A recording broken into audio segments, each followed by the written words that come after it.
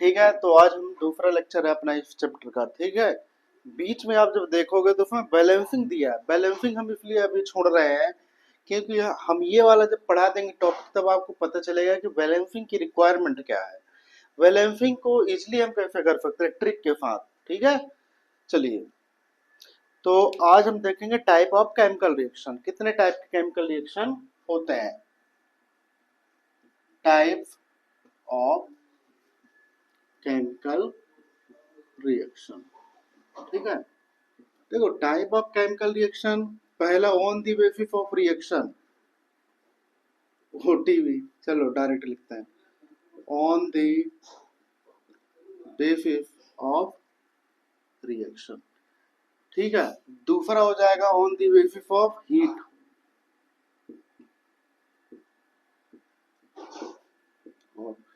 ठीक है, हीट के अकॉर्डिंग दो टाइप के होते हैं, एक होगा आपका एक्सोथर्मिक और दूसरा होगा आपका इंडोथर्मिक।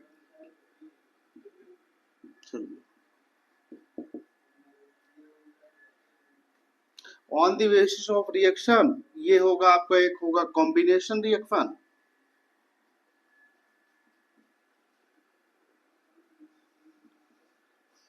दूसरा हो जाएगा डिकम्पोजिशन रिएक्शन,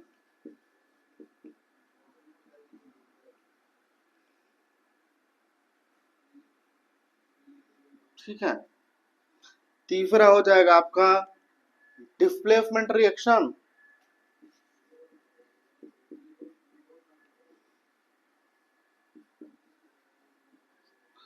चौथा हो जाएगा आपका double displacement reaction, double displacement,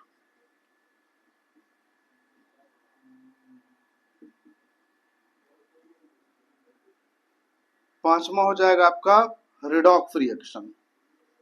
ठीक है, रिडॉक्स रिएक्शन में हम क्या देखेंगे इसके अंदर, एक देखेंगे रिडक्शन और दूसरा देख लेंगे हम आपका ऑक्सीडेशन।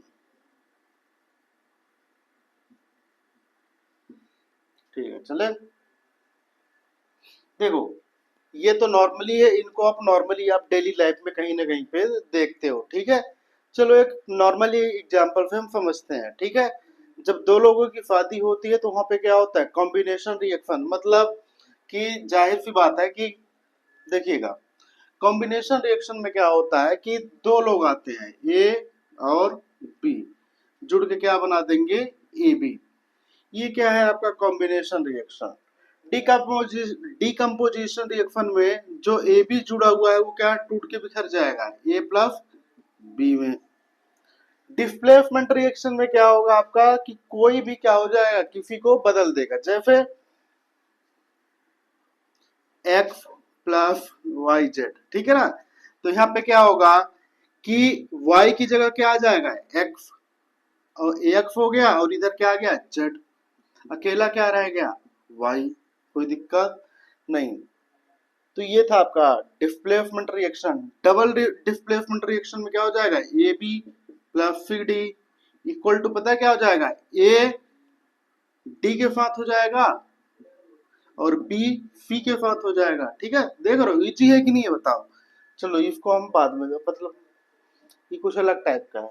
ठीक है, देखो बहुत इजी रिएक्शन है ये, तो आपने नॉर्मली देख लिया तो इनके अंदर आपको समझ गया होगा कि आपको क्या करना है, एक में जोड़ना है, दूसरे में तोड़ना है, तीसरे में डिस्प्लेस करना है, एक जगह की दूसरी जगह ले जाना है, दूसरे में दोनों की अदला बदली कर देंगे। ठीक है, तो आपका जो रियल लाइफ एग्जांपल है तो आप नॉर्मली देख सकते हो कि जब किसी भी इंसान की शादी होती है तो दो लोगों की शादी होती है, तो दो लोगों की शादी हुई मतलब वो क्या हुआ, कॉम्बिनेशन रिएक्शन।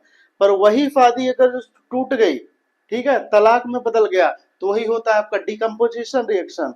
तलाक किसकी वजह से मिला, कोई तीसरा आदमी तो आया होगा ना, तो उसी को बोलते हैं हम आपका डिस्प्लेसमेंट रिएक्शन। फिर चौथा होता है आपका डबल डिस्प्लेसमेंट रिएक्शन। आपने अभी देखा होगा कि एक शायद यूपी की कहानी थी, ठीक है, तो उसमें क्या था कि दो लोग थे, तो दो लोग थे यानी दो कपल थे, ठीक है, दो जोड़े थे, तो उनमें अपने वाले कोई भी पसंद नहीं थे। ये रियल स्टोरी है, तो उसमें आपने देखा था कि जो एक कपल था उसकी पत्नी को कौन ले गया था, दूसरा ले गया था, और दूसरे वाले को कौन ले गया था, उसका पहला वाला। तो ये था आपका डबल डिस्प्लेसमेंट। समझ में आया कि नहीं आया? तो ये था नॉर्मली किसके अकॉर्डिंग, टाइप ऑफ रिएक्शन। तो आपने देखा combination, decomposition, displacement reaction, double displacement reaction और रिडॉक्स रिएक्शन। रिडॉक्स रिएक्शन हम दो चीजें देखेंगे इसके अंदर, रिडक्शन और ऑक्सीडेशन। हम इसके अंदर ये भी देखेंगे कि जब क्या होता है, जो हमारे वो ऑयल होता है, तेल वगैरह, उसमें सड़न आने लगती है, सड़ जाती है, वो क्या होता है, वो कौन से रिप्लेसमेंट, कौन से रिएक्शन के अंदर आता है। ठीक है, चले देखो ये कितना इजी था।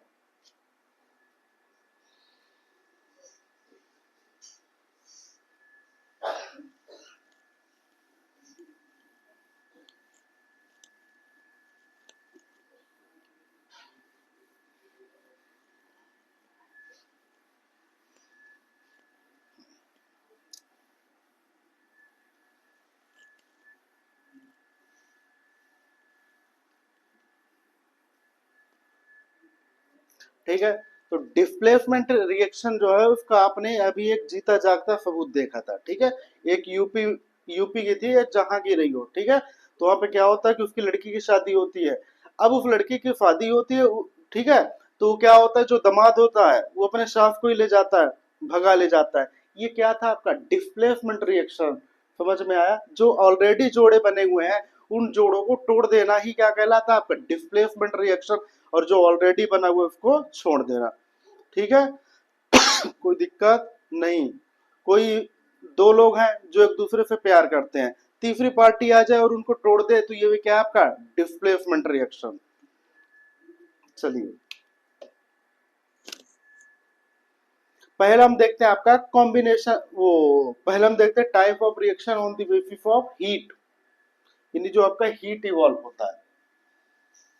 तो टाइप ऑफ रिएक्शन, पहला होता है आपका एक्सोथर्मिक रिएक्शन। क्या? एक्सोथर्मिक।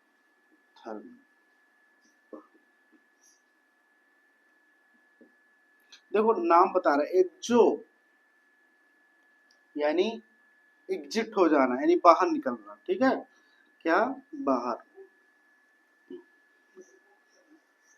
Exothermic reaction. देखिए अब क्या होता है, आपका जो एक्सोथर्मिक रिएक्शन होगा उसमें हीट रिलीज होगा। समझ में आ रहा है? तो it is a type of reaction, it is a type of reaction in which heat release,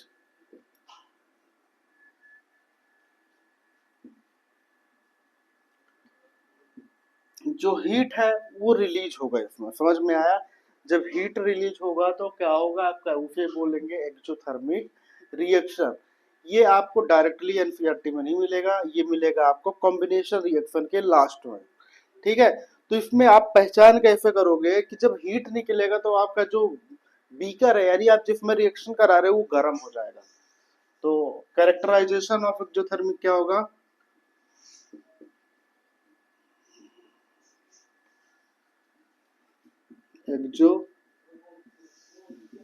exothermic reaction. क्या कैरेक्टराइजेशन है भाई? कैरेक्टराइजेशन पहचान क्या है कि बीकर क्या हो जाएगा, वार्म। ठीक है, कोई दिक्कत नहीं। इसके एग्जाम्पल जो है, तो आपके एग्जाम्पल हैं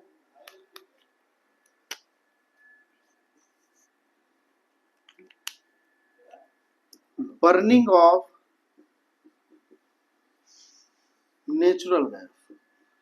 नेचुरल गैस पता है क्या होता है? मीथेन। क्या? मीथेन। और मीथेन का फार्मूला होता है CH4। अब मीथेन का आप बर्निंग करा दोगे, यानी बर्निंग मतलब आप जब जलाओगे तो उसमें क्या प्रेजेंट होता है? ऑक्सीजन। कोई दिक्कत नहीं। ठीक है, ये क्या आपका गैस, और मीथेन भी क्या आपका गैस, G फॉर गैस होता है। ठीक है ना? चलिए अब इतनी बात, आपको प्रोडक्ट बनाना है तो सबसे अच्छा हम ट्रिक आपको बता रहे हैं। आप ये देख लो, इसमें कार्बन कितना है? एक। हाइड्रोजन कितना है? 4।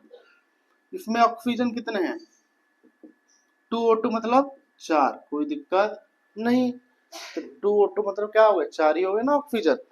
अब देखेंगे आपको क्या हो जाएगा, यहाँ पे निकलेगा क्या, एक कार्बन यहाँ से निकल जाएगा, ठीक है, 2 ऑक्सीजन यहाँ से निकल जाएंगे, तो CO2 हो गया।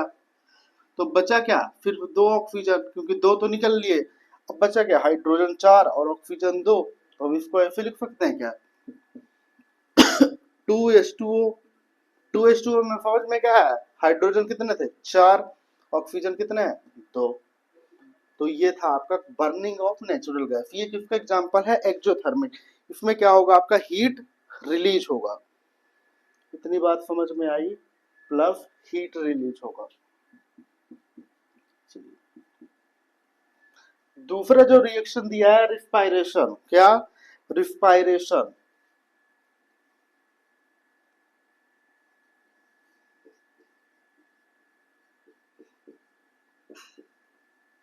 देखो आपको पता है कि हम जब खाना खाते हैं तो हमारे खाना में क्या होता है, कार्बोहाइड्रेट। कार्बोहाइड्रेट यानी ग्लूकोज। अब वो ग्लूकोज का क्या होगा, आगे चल के जो ग्लूकोज किसमें कन्वर्ट हो जाएगा, कार्बन डाइऑक्साइड, वाटर या एनर्जी में। तो इसी को बोलते हैं आपका एक्सोथर्मिक रिएक्शन है। देखिएगा, ग्लूकोज का फार्मूला होता है C6H12O6, ठीक है, ये ग्लूकोज है। अब आपको पता है ये ग्लूकोज गया हमारे शरीर में तो इसका क्या होगा, रिस्पायरेशन होता है कि नहीं होता, यानी यहाँ पे क्या आएगा, ऑक्सीजन आएगा, क्या, ऑक्सीजन आएगा। और कितने आएंगे, 6 ऑक्सीजन। इतनी बात समझ में आई कि नहीं आई।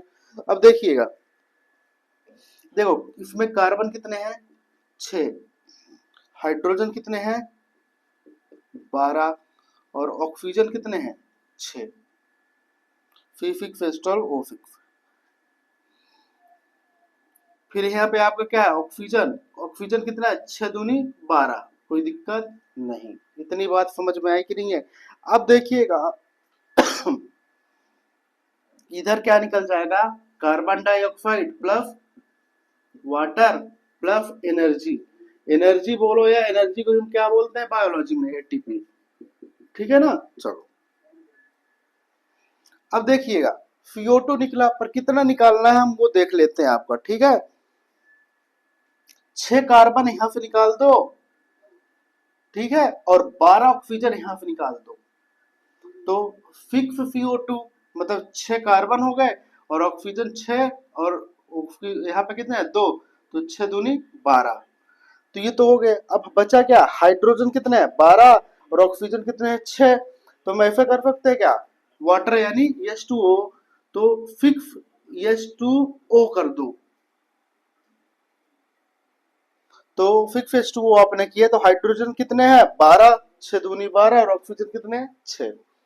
तो ये है आपके किसके, रिस्पायरेशन रिएक्शन। छापो।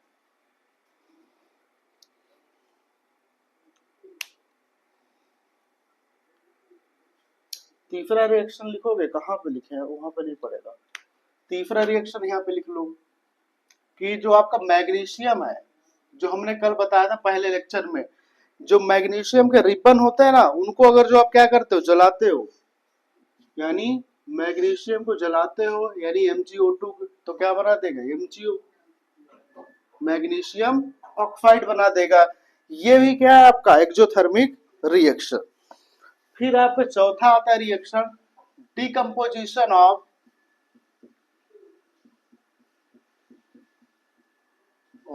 वेजिटेबल, ठीक है, ये जो हमारी सब्जियां होती हैं जो फट जाती हैं, वो भी क्या है आपका एक्सोथर्मिक रिएक्शन, ठीक है। तो अब आपसे कोई पूछे कि आपसे कोई पूछे कि एक्सोथर्मिक रिएक्शन क्या होता है, तो आप बोलोगे कि वो रिएक्शन रुकना एक मिनट,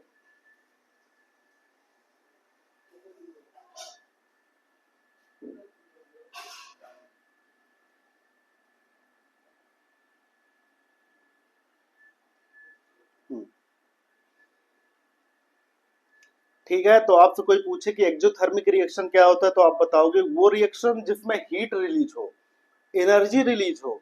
आप पहचान कैसे करोगे कि जिसमें रिएक्शन करा रहे हो, तो वो जो रिएक्शन होगा, यानी जो बीकर होगा, या जो जिसमें आप करा रहे हो कोनिकल फ्लास्क वगैरह, वो हीट हो जाएगा, वो गर्म हो जाएगा। ठीक है, पहली चीज है।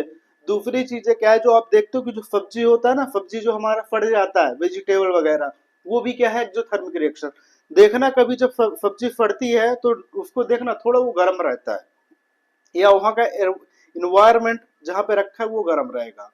ठीक है, जब हम खाना खाते हैं हमारे खाने में ग्लूकोज होता है, ग्लूकोज का टूटना भी क्या होता है, आपका एक्सोथर्मिक रिएक्शन होता है। ठीक है, चलिए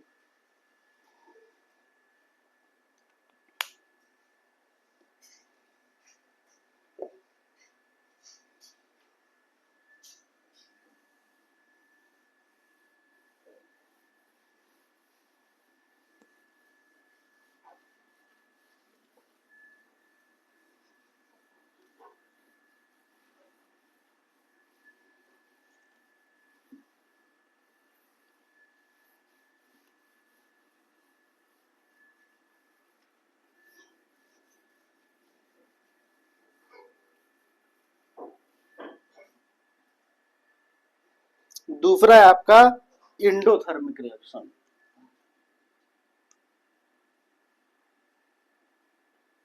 endothermic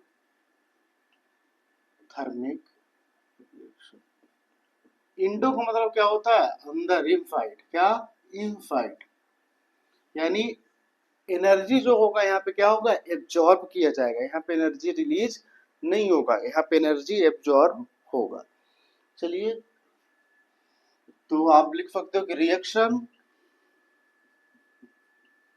in which energy absorb in form of heat, light या इलेक्ट्रिसिटी या सनलाइट।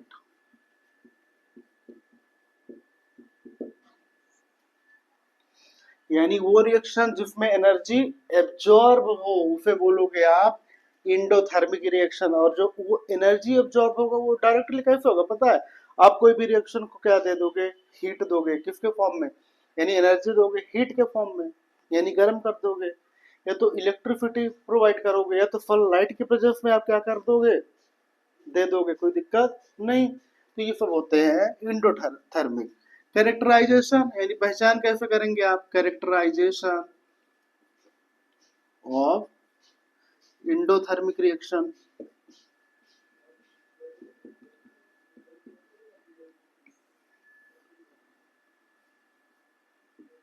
Beaker become cold.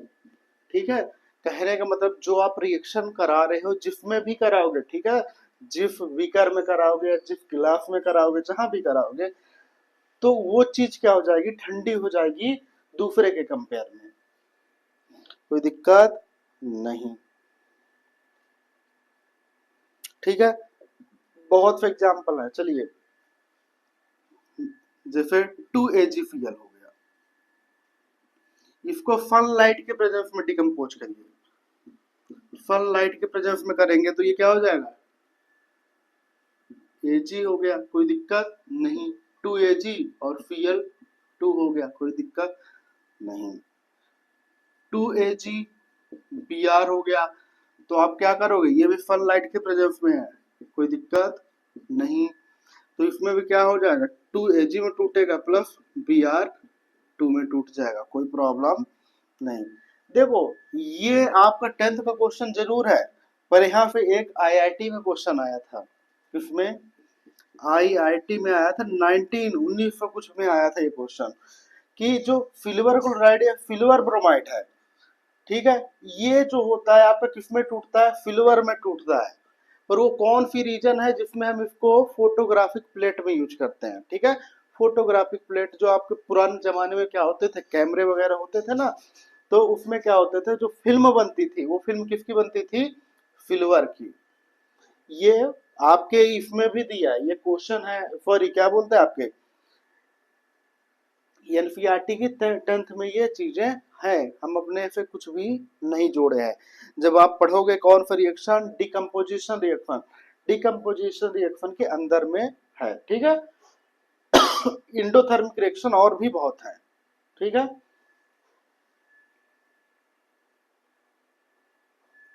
तो ये जो होता है तो व्हाइट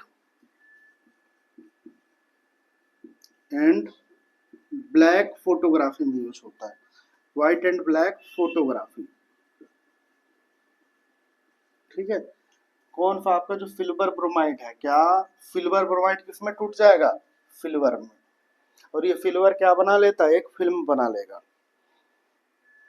ठीक है, ऐसे बहुत से एग्जाम्पल है इसके कैरेक्टर ये एंडोथर्मिक के है। ठीक है, जब हम डिकम्पोजिशन पढ़ेंगे उसमें आप देखते जाइएगा जितने भी हीट रिलीज होंगे वो सब किसके अंदर आ जाएंगे, आपके इंडोथर्मिक रिएक्शन के।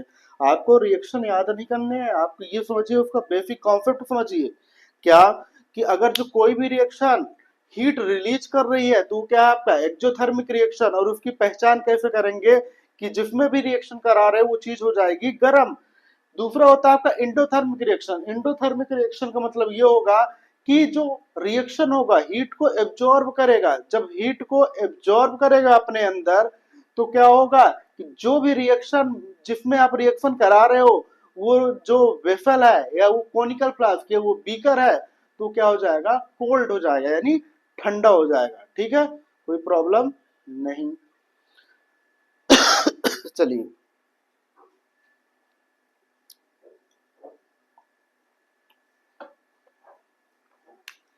अब आप बताइए कि जो एंडोथर्मिक रिएक्शन होता है इसमें हीट एब्जॉर्ब करेगा, यानी हीट वो बाहर से लेगा तो टेम्परेचर क्या हो जाएगा, कम। तो इंडोथर्मिक रिएक्शन में टेम्परेचर क्या होता है, डिक्रीज हो जाता है, और एक्सोथर्मिक में टेम्परेचर इंक्रीज। तो ये तो नॉर्मली हो गई।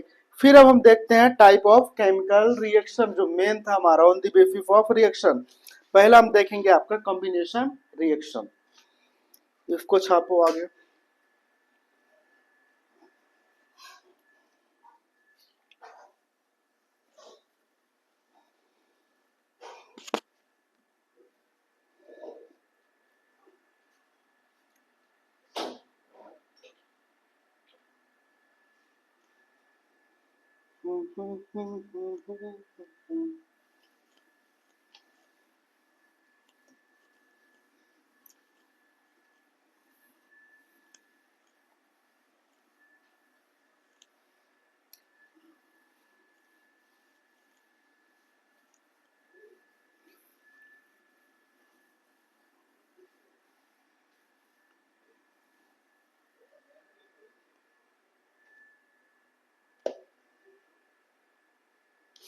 ठीक है, चलिए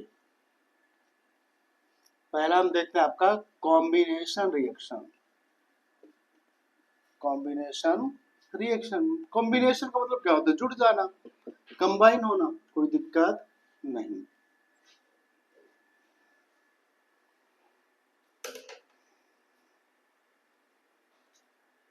चलिए, तो आप ऐसे बोल सकते हो, इसकी डिफिनीशन आगे लिखाएं कि तुम्हें हम एग्जाम्पल दे देते हैं। चलो आगे एग्जाम्पल देते हैं ताकि तुम्हें डिफिनीशन तुम खुद ही बना लो। ठीक है, चलिए एक रिएक्शन होता है जैसे फॉर एग्जाम्पल के लिए कैल्शियम ऑक्साइड।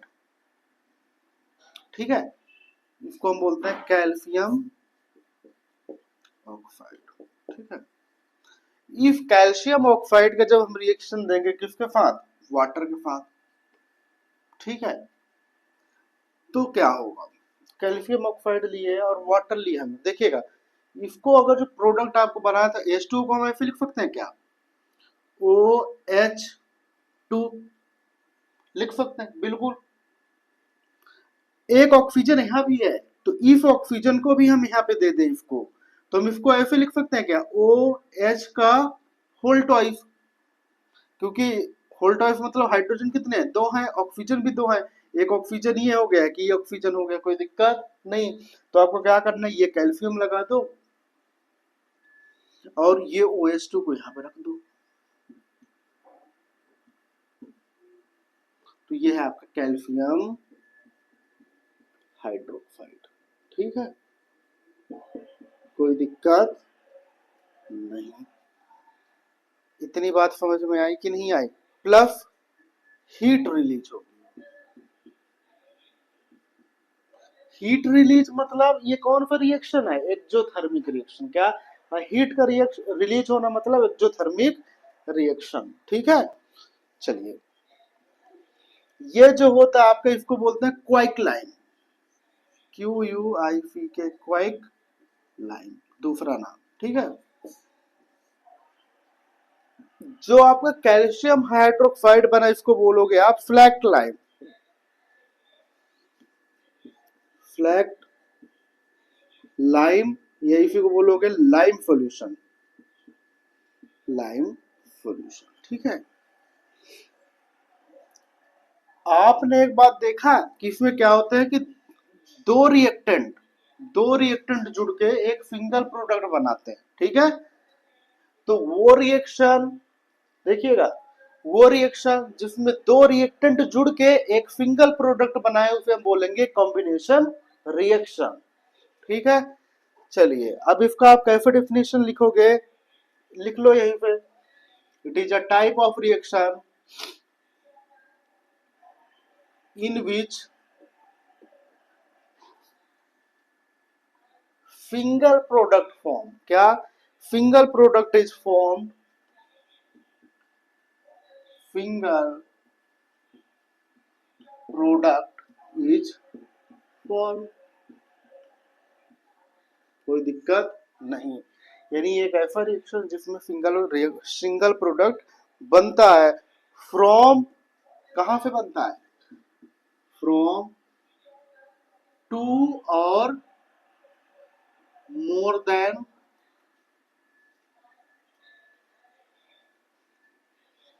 To reactant. यानी एक ऐसा रिएक्शन है जिसमें एक सिंगल प्रोडक्ट बनता है किनसे? दो या दो से ज्यादा रिएक्टेंट से। इसमें तो दो ही रिएक्टेंट है, कोई प्रॉब्लम नहीं। तो ये है कॉम्बिनेशन रिएक्शन का एग्जांपल। दूसरा क्या होता है आपका, एक तो ये रिएक्शन हो गया, दूसरा उन्होंने एक बॉक्स के अंदर आपको दिया है, एनसीईआरटी ने एक ऐसे बॉक्स बनाया है, ठीक है, ऑरेंज कलर का, ऑरेंज कलर में एक रिएक्शन बताना चाह रहा है। वो रिएक्शन ये है कि बोल रहा है कि आप क्या करो, कैल्शियम हाइड्रोक्साइड लेते हो। ठीक है, कैल्शियम हाइड्रोक्साइड। ठीक है, इसको हम क्या बोलते हैं? Flat lime. ठीक है, कोई प्रॉब्लम नहीं। फ्लैट लाइम हमने लिया, पर इसका रिएक्शन किसके साथ देंगे? आपका कार्बन डाइऑक्साइड के साथ। ये कहां पे प्रेजेंट होता है? आपका हवा में, सॉरी हवा में नहीं, वो तो हम बताएंगे आगे, छोड़ो, हवा में ही होता है, पर आगे बताएंगे। कैल्शियम हाइड्रोक्साइड का रिएक्शन हम देंगे किसके साथ? कार्बन डाइऑक्साइड के साथ। तो ये क्या बना लेगा? देखिएगा, ये बना लेगा उधर सामने जाके एक बनाएगा कैल्शियम कार्बोनेट, CaCO3 प्लस क्या बनेगा आपका? वाटर यानी पानी। चलिए ठीक है, अब तुम्हें अगर जो रिएक्शन न समझ में आए तो चलो हम बता देते हैं भाई। कैल्शियम कितना है यहाँ पे? एक है। ऑक्सीजन कितना है? दो है। हाइड्रोजन कितने हैं? दो हैं। कार्बन कितना है? एक है। ऑक्सीजन कितना है?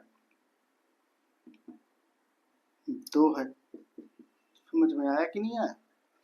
चलिए अब देखो, आगे चल के देखो तुम कि यहाँ पे क्या है, कैल्शियम कार्बोनेट निकल गया, यानी ये कैल्शियम है, ये चला गया, ये कार्बन है, ये चला गया। ऑक्सीजन कितने थे? दो ऑक्सीजन यहाँ पे गए और एक ऑक्सीजन यहाँ पे चला गया, तो CO3 यानी O3 हो गया, तो ये हो गया आपका कैल्शियम कार्बोनेट। इतनी बात समझ में आई। अब बचा क्या? यहाँ से तो ऑक्सीजन चला गया, तो बचा सिर्फ और सिर्फ एक ऑक्सीजन और दो हाइड्रोजन, तो बचा क्या? H2O। इतनी बात समझ में आई कि नहीं? चलो अब इसको हम इरेज कर दे रहे हैं कि रहने दें? चलो ठीक है, रहने दे रहे। अब एनसीईआरटी आपकी एक लाइन बोलती है, चलिए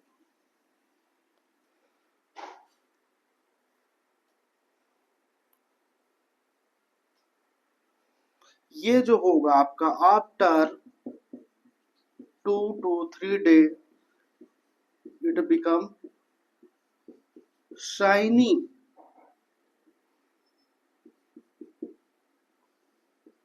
यानी अच्छा चमकने लगेगा। चलो इसका मतलब हम अब बता रहे हैं। एनसीईआरटी बोलती है कि आप क्या करोगे कि एक कैल्शियम हाइड्रोक्साइड लोगे, ठीक है। देखो कैल्शियम हाइड्रोक्साइड का दूसरा नाम होता है फ्लैक्टोलाइन, ठीक है। यानी जो आपके यहाँ पे क्या होता है नॉर्मली, एक बात देखिए एनसीईआरटी की लाइन को समझना है तो, ठीक है। एनसीईआरटी सीधे से ये बोलती है कि जो हमारे यहाँ पे क्या करते हैं, जो काम करने के लिए आते हैं, जब नया घर बनता है तो नया घर में, जब नया घर बनता है, ठीक है, तो नया घर में आपने देखा होगा कि क्या करते हैं, पेंटर वगैरह को बुलाते हैं कि नहीं बुलाते, पेंट वगैरह करने के लिए। कुछ लोग खुद कर लेते हैं, अच्छी बात है, ठीक है। तो ये एनसीईआरटी केवल इतना कहना चाह रहा है कि जब आप क्या करते हो, किसी भी घर के आप क्या कर रहे हो, पेंटिंग करा रहे हो, तो पेंटिंग कराने से पहले आपको क्या करना पड़ता है, जो दीवार होते हैं उसमें पुट्टी करवानी पड़ती है, ठीक है। वो पुट्टी में क्या होता है, एक्चुअली में कैल्शियम हाइड्रोक्साइड प्रेजेंट होता है। अब वो कैल्शियम हाइड्रोक्साइड को जैसे वो जो पेंटर होते हैं वहां पे करते हैं, ठीक है। अब पता है कि हमारे पास चारों तरफ क्या होती है, हवा होती है, और उस हवा में क्या प्रेजेंट होता है, कार्बन डाइऑक्साइड। और ये कार्बन डाइऑक्साइड और ये कैल्शियम हाइड्रोक्साइड मिलके क्या बना देंगी, कैल्शियम कार्बोनेट। और यही कैल्शियम कार्बोनेट 2 से 3 दिन के बाद ज्यादा चमकने लगता है, ठीक है। तो यही होता है, यही एक रीजन है जब वो पेंटर जो भी है कैल्शियम करने को तो क्या करता है, वो कैल्शियम हाइड्रोक्साइड, आप देखना पुट्टी खरीदते हो ना, तो उसमें देखना लिखा होगा उसके फॉर्मुलेशन में कैल्शियम हाइड्रोक्साइड या लाइम सोल्यूशन लिखा होगा, ठीक है। वो कार्बन डाइऑक्साइड के साथ रिएक्ट करेगा और कैल्शियम कार्बोनेट बना देगा। तो ये सब किसके अंदर आया था, कॉम्बिनेशन रिएक्शन का एग्जाम्पल है।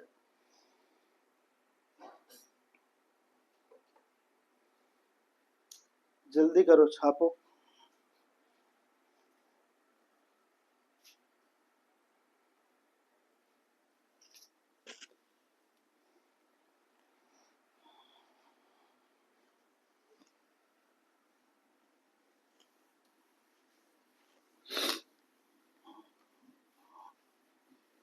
एक्टिविटी आपको हम एक साथ कराएंगे ना पूरे चैप्टर का, जैसे एक चैप्टर खत्म हुआ तो जितने भी एक्टिविटी या प्रैक्टिकल है वो साथ में हम करा देंगे।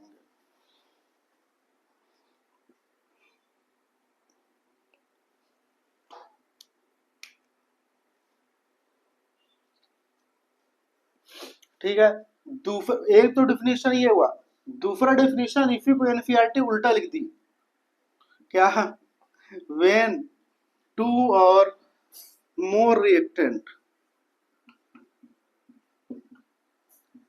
कंबाइन, कहने का मतलब ये इसी चीज को उल्टा ही कर रही है। वही चीज बता रही है कि when two or more substance combine to form a single product, क्या, when two or more reactant, उसने रिएक्टेंट नहीं लिखा है, रिएक्टेंट है बोलो चाहे तो उसने बोला सबस्टेंस, ठीक है। सबस्टेंस का मतलब आप समझ सकते हो क्या होता है, मॉलिक्यूल, या बोल सकते हो कंपाउंड, या रिएक्टेंट कुछ भी। Two or more compound react to form single product, ठीक है, यानी सिंगल प्रोडक्ट, ठीक है, कोई दिक्कत नहीं। दो या दो से ज्यादा कंपाउंड क्यों क्या करते हैं, बोलिए, जुड़ेंगे आपस में और एक सिंगल प्रोडक्ट बना देंगे। दो रिएक्शन हमने देख लिए हैं और रिएक्शन देखना बाकी है। कितने बचे हैं, दो बचे हैं। कार्बन होता है, कार्बन सॉलिड होता है, ठीक है, इसका रिएक्शन दोगे किसके साथ, ऑक्सीजन के साथ, कोई दिक्कत नहीं। जब कार्बन और ऑक्सीजन का रिएक्शन दोगे तो ये क्या बना देगा, आपको भी पता है, कार्बन डाइऑक्साइड गैस बना देगा। तो ये भी क्या है, दो लोग जुड़ के एक सिंगल हो रहे हैं, दो जुड़ के क्या बन रहे हैं, एक हो रहे हैं, ठीक है। चलिए नेक्स्ट क्या होता है आपका, एक और है कि हाइड्रोजन यानी H2O का बनना, 2S2 प्लस O2, ठीक है, यानी जो हाइड्रोजन होता है जो क्या होता है, ऑक्सीजन, कोई दिक्कत नहीं। तो ये क्या बना देगा, H2, यानी कितने हाइड्रोजन है, 4, ऑक्सीजन कितने हैं, 2, तो ये क्या बना देगा, 2S2, यानी वाटर बन गया, पानी बन गया। और ये जो रिएक्शन थे क्या है आपके, ये सारे रिएक्शन है कॉम्बिनेशन रिएक्शन के। तो कॉम्बिनेशन रिएक्शन यहाँ पे क्या होता है, खत्म। स्क्रीनशॉट ले लो, जो करना है तो कर लो, ठीक है, कोई दिक्कत नहीं। तो अब आपसे कोई पूछे कि कॉम्बिनेशन रिएक्शन क्या होता है, तो आप बोलोगे कि ये एक ऐसा रिएक्शन है जिसमें क्या होते हैं, दो रिएक्टेंट आपस में जुड़ के एक प्रोडक्ट बनाते हैं, ठीक है। ये वही वाली बात हुई, जैसे क्या होता है, आलू पराठा अगर जो बनाना है तो आलू और पराठा डालोगे तो क्या बन जाएगा, आलू पराठा, ठीक है। किसी की शादी हो रही है तो क्या होता है, दो लोग होते हैं आपस में जुड़ के क्या बना देते हैं, मतलब शादी हो जाती है, ठीक है। चलो, ये हुआ आपका कॉम्बिनेशन रिएक्शन।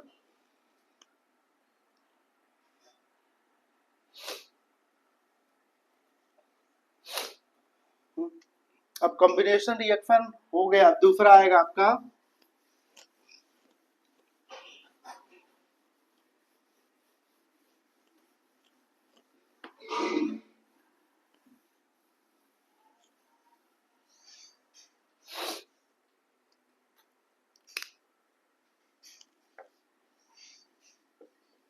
डीकम्पोजिशन। डीकम्पोज मतलब क्या हो जाता है, टूट जाना, टूट के बिखर जाना, ठीक है। ठीक है, यानी जाहिर सी बात है कोई कंपाउंड टूटेगा और जितने में टूट सकता है तोड़ो उसको। जैसे चलो डिफिनेशन से पहले हम आपको क्या लिखा देते हैं, एक एग्जांपल। जैसे फेरस सल्फेट है, FeSO4, ठीक है, 2FeSO4। ये क्या होता है, सॉलिड फॉर्म में होता है, ठीक है। जब लैब में देखोगे तो ग्रेन्यूल के फॉर्म में होंगे। जब हम इसको हीट करते हैं, जब हम हीट करेंगे तो ये क्या होगा, देखिएगा एक मिनट, आप देख लो। आयरन यानी Fe यानी कितने हैं, 2 हैं। सल्फर कितना है, 2 है। ऑक्सीजन कितना है, 4 दूनी, बताओ कितने हैं, 6 की 8, 8, ठीक है। जोड़ना नहीं था, मल्टीप्लाई करना है ना, इनका मतलब क्या होता है, मल्टीप्लाई। समझ में आया, कोई दिक्कत नहीं। चलिए आप देखिए कि हमारे पास क्या है, फेरस सल्फेट है। अब उधर हमारा क्या बनेगा उसका भी हम ट्रिक बता देते हैं, ठीक है। आपको क्या करना है, यहाँ से आयरन ले लीजिए, Fe2, तो खत्म। ऑक्सीजन कितना है हमारे पास, 8। तो 8 ऑक्सीजन में से आप क्या ले लो, चुरा लो यहाँ से 3, तो क्या हो गया, FeO3, फेरस ऑक्साइड बन गया, कोई प्रॉब्लम नहीं, सॉरी फेरिक ऑक्साइड बन गया, ठीक है। अब क्या बचा, 3 तो ले लिया, अब ऑक्सीजन कितने बचे, 8 थे तो अब बचे कितने, 5, ठीक है। अब देखिएगा 5 है तो एक सल्फर, सल्फर कितने हैं, 2, तो एक सल्फर अभी ले लो, और ऑक्सीजन यहाँ पे ले लो 3। जब 3 ले लिए तो ये हुआ सल्फर ट्राईऑक्साइड। अब बचा कितना, 2 ऑक्सीजन, तो 2 ऑक्सीजन ले लो और एक सल्फर ले लो, तो ये हो गया आपका SO2। तो ये दो गैस बने, सल्फर ट्राईऑक्साइड और सल्फर डाइऑक्साइड, ये ट्राईऑक्साइड और ये डाइऑक्साइड। चले, इसकी एक्टिविटी हम कराएंगे, ठीक है ना। एक्टिविटी पे मत जाना, एक्टिविटी हम आपको बताएंगे जिसमें एक्टिविटी ये कहेगी कि जो FeSO4 होता है वो एक्चुअली में FeSO4 वाटर के साथ होता है, यानी हाइड्रेटेड होता है।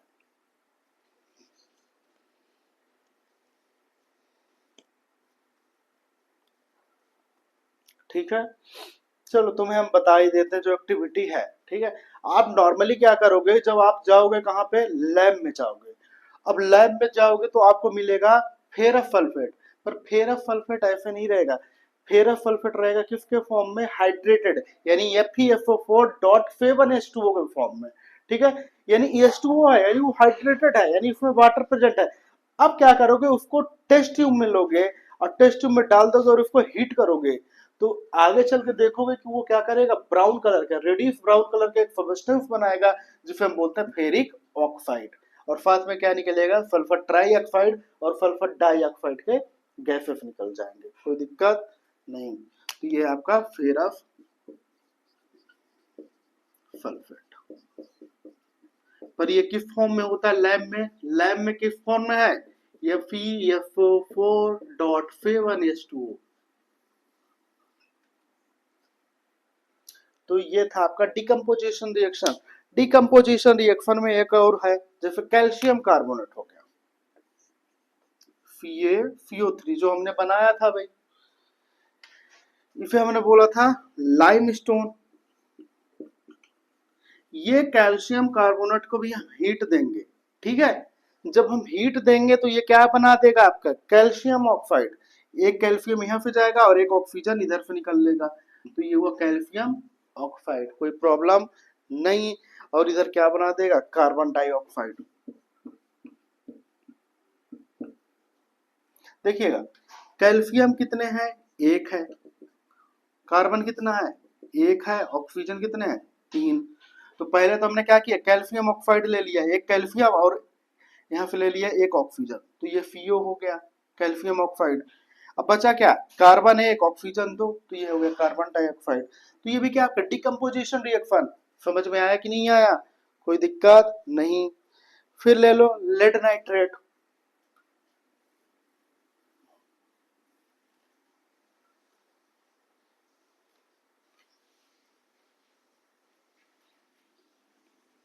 टू पीबी, पीबी का मतलब होता है लेड, LEAD, लेड। NO3,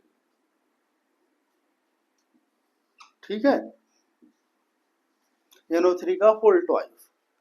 अब देखिएगा इसमें क्या होगा कि ये क्या बना देगा पीबी, 2 PB और ऑक्साइड, ऑक्सीजन क्या हो जाएगा अलग से निकल जाएगा, ठीक है। ये बना दिया लेड ऑक्साइड, लेड ऑक्साइड।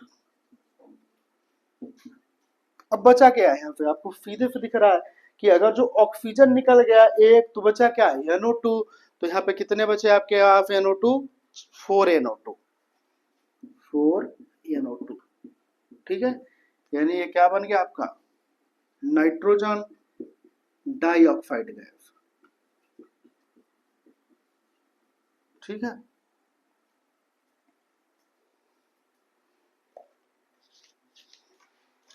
कोई प्रॉब्लम नहीं।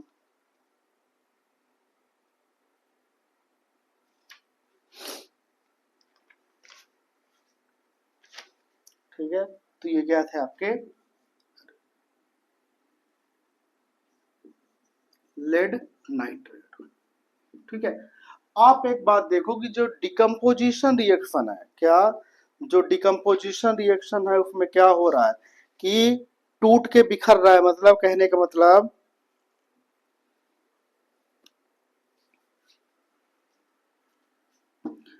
Single reactant. देखिए अरे यार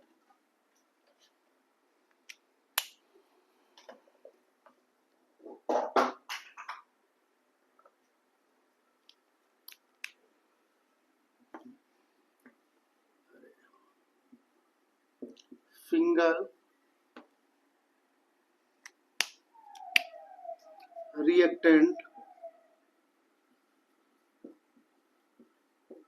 ये चल रहा है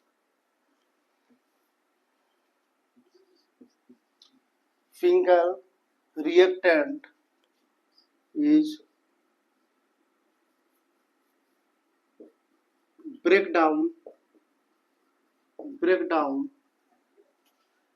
into one or more than one simpler product, ठीक है। यानी कहने का मतलब वो रिएक्शन जिसमें रिएक्टेंट एक से या एक से अधिक प्रोडक्ट में कन्वर्ट हो रहा हो, टूट रहा हो, उसी को बोलते हैं हम आपका डिकम्पोजिशन रिएक्शन।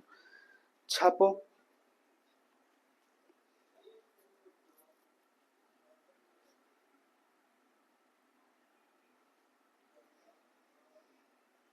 ठीक है, तो आज के लिए इतना ही काफी है।